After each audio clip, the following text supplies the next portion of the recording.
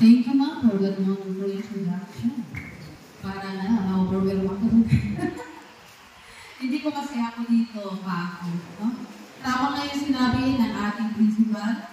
Okay? Nagkaroon na kami dito ng Zumba session kasi nag-lead ako ng Zumba. Yan. As a coach, dance coach. Tapos, yun nga. Feeding program. Ano pa?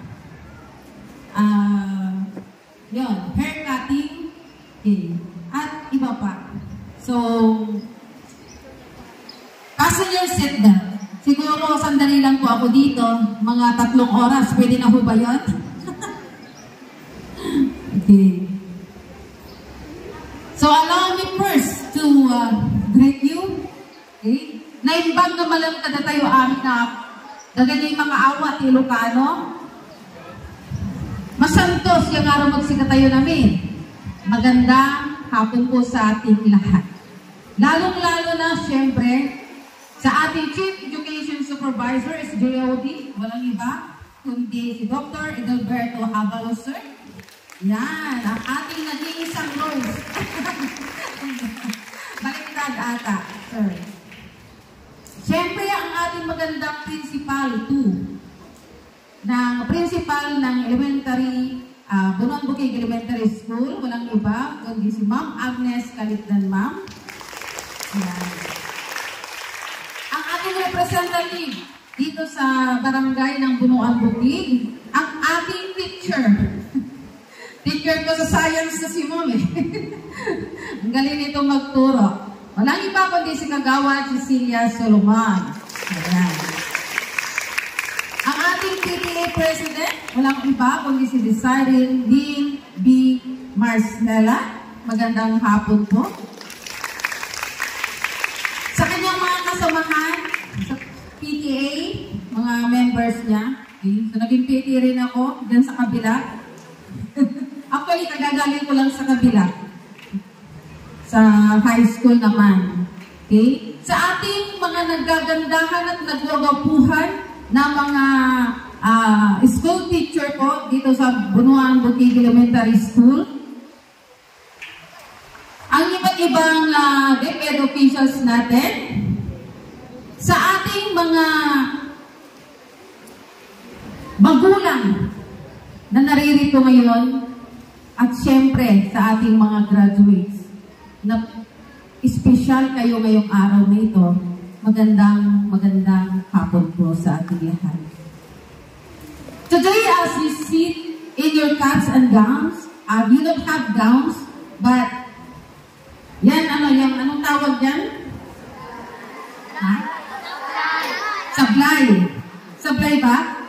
Pero wag kayong sasablay, ha? Okay. Today is the day for you to celebrate this special milestone with all of you. Okay, so congratulations, graduates. You made it through an important chapter in your lives. And today is all about recognizing your own hard work, growth, and accomplishment. Ayan. Hindi ito overnight lang. Ito ay pinaghirapan ninyo. It's the end of one journey and the beginning of another. But don't forget to enjoy this moment. Enjoy nyo lang yung moment. Feel nyo lang. Ha? Minsan lang kayo dadaan sa graduation na ito ng elementary ninyo. Okay? Because you earned it. Pinaghirapan nyo ito. Let me tell you a little secret. The fact that you were here today, this afternoon, graduating from 6th grade means you are already on the path to doing amazing things. Yung mga luha na yan, I know it's tears of joy. No? Miyak kayo and napipil ko yung iyak ninyo eh. Kasi yung mga BFF ninyo, may magkakahiwalay na kayo. Yung mga cheating arrangement, joke. Do you have your cheating arrangement? Sitting arrangement, I should say. Ha? O, wala na kayong iiyak, na? Magkikita-kita pa rin kayo. Okay. Whether you realize it or not, you you've learned so much more than just math, reading, and science. You've learned how to work together as a team, how to solve problems, how to be kind and considerate to others, and how to face challenges and overcome them. These lessons will stay with you for the rest of your life. Hindi niyo po yan makakalimutan. Now, as you get ready to move on to middle school, you will face new challenges. Panibago na namang pagsubok. Ngayon, kung nag-aaral pa kayo, naku, makagraduate ako munod sa UAT9. Makagraduate ako munod, ha? Pero graduate kailan. You will meet new people, make new friends, and maybe even discover some new passions. It's all part of growing up. But here's one thing I want you to always remember. Don't be afraid to ask for help when you need it. Whether it's from a teacher, a friend, or a family member. Asking for help is a sign of strength.